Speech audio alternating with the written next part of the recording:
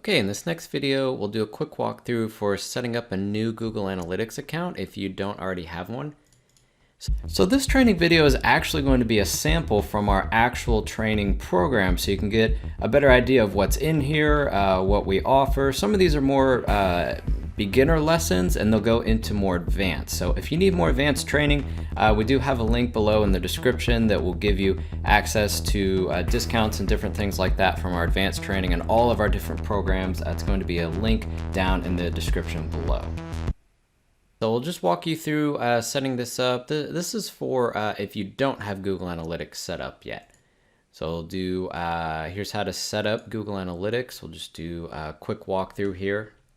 So we'll jump over to the setup. It's just going to be right up here on analytics.google.com. If you're not signed in, it'll ask you to sign in to your Google account. You could just make it the same login as your Google Ads account. So once you're logged into that, you'll just jump to analytics.google.com and it'll just be the basic login screen. And then it'll ask you to create a new account, set up a new account. They change the setup screen from time to time, but it's basically just create a new account or something close to that will be what the button says. So you click on that and it will pop up into here. It's asking you for the account details. You can just call it whatever makes sense, the name of your website. This isn't the website address. This is just for you to identify which website it is. And these are your account data sharing settings and preferences like that. So, I mean, you could check these however you want to. Usually we recommend just checking all of them, but you could read through the different policies on what exactly they're sharing. And then click Next, and it'll ask for your property details.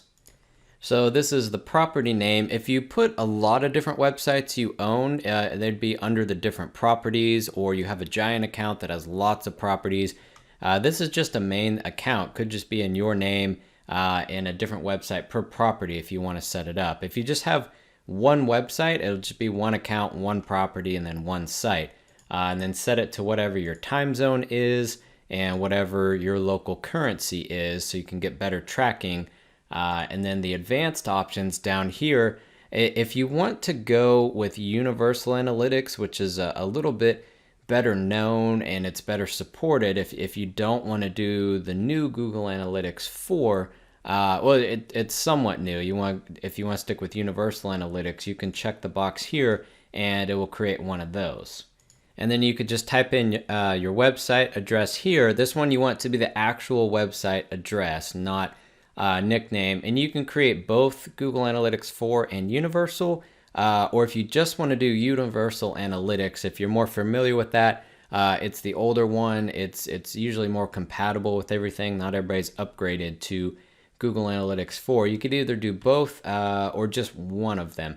All of our tutorials are for Universal Analytics just because it connects with more systems currently and it's easier to use at the moment.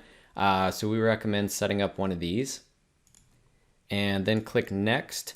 And just ask you basic info about your business. I mean, this isn't really critical, but you could put this in here just to get more info and then just kind of check some boxes and then click on Create. And it'll ask you to read and agree to their data usage policies, things like that, the service agreement. Just read through all these and click Accept when you're ready. And then it'll load up the new screen. It will give you your tracking ID number here. So you'll cut and paste that inside of your website builder, or you can also just cut and paste the code. It goes in the head of the code. So there's a lot of WordPress plugins that do this, or if you're using third-party website builders, they'll just ask for the tracking ID. Or if you have a web designer that built it for you, you can just email them this code. They'll know what that means. Or you can connect this to Tag Manager. If you're more advanced and you know how to use Google Tag Manager, that's an option too. But it immediately goes to the tracking code for you to put on your website, or connect to Tag Manager, however you want to do it. And then it'll start picking up on all your website traffic.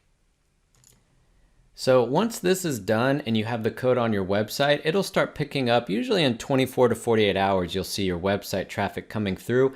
We have other videos on how to link it to Google Ads, how to set up remarketing, how to set up different goals to get tracking.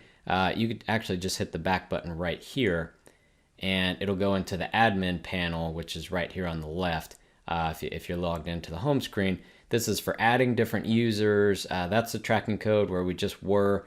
That's Google Ads linking, audience definitions if you're creating remarketing for the first time.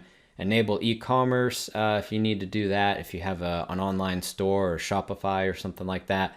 And then set up goals to track who submitted a form, did they call, did they complete a purchase, schedule a demo, sign up for the newsletter, whatever it is. We have different videos on how to set all that up. But this one's just how to get started with Google Analytics and set up a new account from scratch. So if you did that and put the code on your website, you'll now get some basic traffic data on your website, and then you're ready to set up goals and remarketing so you can launch your ad campaign. So that covers everything for setting up a new Google Analytics account. The screens are going to change slightly.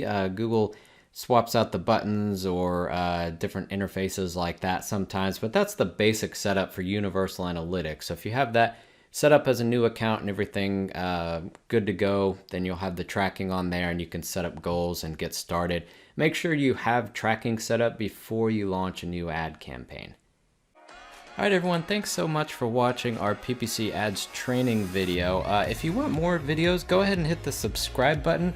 Like this video if you found it useful, and any questions, post them in the comments down below. We also have additional training, promos, links, things like that in the description, as well as any other tools for PPC tools or software that we referenced in our videos. So thanks so much for watching, and we'll see you in the next video.